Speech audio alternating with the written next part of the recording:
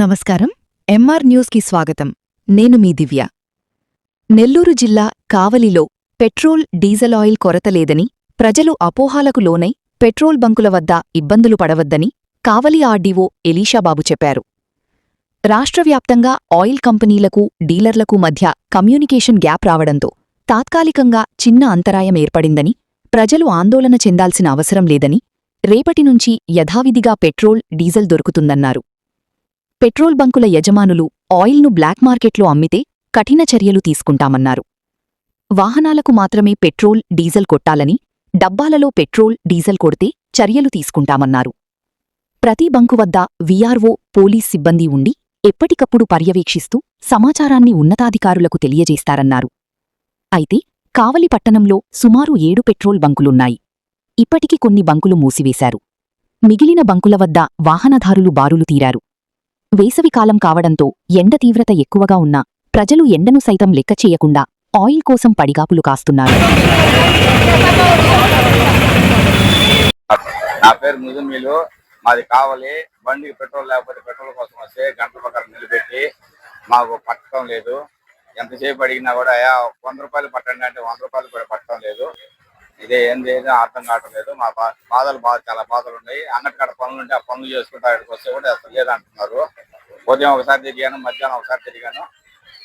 ఇప్పుడు మళ్ళీ అంటే ఇంకో గంట, 1.5 గంట సేపు ఫుల్ అయిపోయారు జనాభా.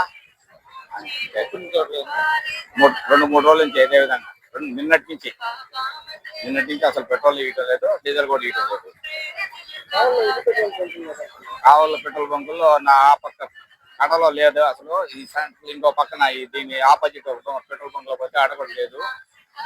నా ఇంకా ఆడ పోతాం, ఇంకా ఇదే జమ్మలపాలెం పోతాం అని పోతా ఉన్నాను. తెలియజేయటం ఏమనగా, రాష్ట్రంలో మరియు జిల్లాలో కానీ తాత్కాలికంగా అది కంపెనీలకి, డీలర్ల మధ్య తాత్కాలికంగా వచ్చిన ఈ గ్యాప్ వలన కొరత ఏర్పడింది. అంతేగాని ఇది మా ప్రజలు ప్యానిక్ అవ్వాల్సిన అవసరం లేదు. ఎవరైనా ఈ ప్యానిక్ని, ఈ అన్బ్యాలెన్స్గా, ఈ సప్లైల అన్బ్యాలెన్స్ వలన డీలర్లు ఎవరన్నా కృత్రిమ డిమాండ్ సృష్టించి బ్లాక్లో అమ్మటం అయితే వాళ్ళ మీద కఠినంగా చర్యలు తీసుకోబడింది.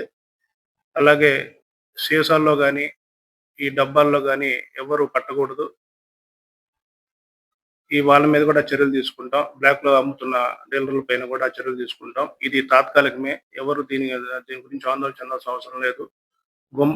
అందరూ పోయి గుంపుగా పోయి ఒక షాప్ దగ్గర ఉండటం కూడా అది కరెక్ట్ కాదు. ఒక సాయంత్రం, రేపు మార్నింగ్ లోపు ఇదంతా ఈ డిస్ట్రిబ్యూషన్ సప్లైలో కరెక్ట్గానే వచ్చేస్తుంది. ఆల్రెడీ కంపెనీలు వాళ్ళు కూడా రెడీగా ఉన్నారు ఇవ్వడానికి. కాబట్టి మీరు ఆందోళన, ప్రజలు ముఖ్యంగా ప్యానిక్ అయ్యి పెట్రోల్, డీజిల్ దొరకదేమో అని చెప్పి మళ్ళీ అంటే అధిక డిమాండ్ సృష్టించి వేరే రకంగా చేయకూడదు. ఇది తాత్కాలికమని ఈ సందర్భంగా ప్రజలకు తెలియజేసుకుంటాం. ఒకవేళ డీలర్లు మీకు ఏమన్నా సహకరించకపోయినా, లేకపోతే నో స్టాక్ అని బోర్డు పెట్టినా వాళ్ళ యొక్క స్టాక్ను వెరిఫై చేసి పరిశీలించి దాని మీద వాళ్ళ మీద చర్యలు తీసుకుంటాం. ఆల్రెడీ విఆర్ఓ ప్రతి డీలర్ దగ్గర పోలీస్ వారిని విఆర్ఓ పెట్టడం జరిగింది. అలాంటి చర్యలు ఏమైనా వస్తే మాకు దృష్టి తీసుకొస్తే ఆ డీలర్లతో మాట్లాడి సమస్యను పరిష్కరిస్తాం. అంతేగాని అది పెట్రోల్ని సపరేట్ క్యానుల్లో కానీ, వాటర్ క్యానుల్లో కానీ వీటిలో పెట్టకూడదు. ఎవరికి అవసరం ఉంటే వాళ్ళు చేసుకుంటే ఏ ఇబ్బంది ఉండదు. ఫ్లో ఆటోమేటిక్గా రేపు మార్నింగ్ కల్లా అంతా సెట్ అయిపోతుంది.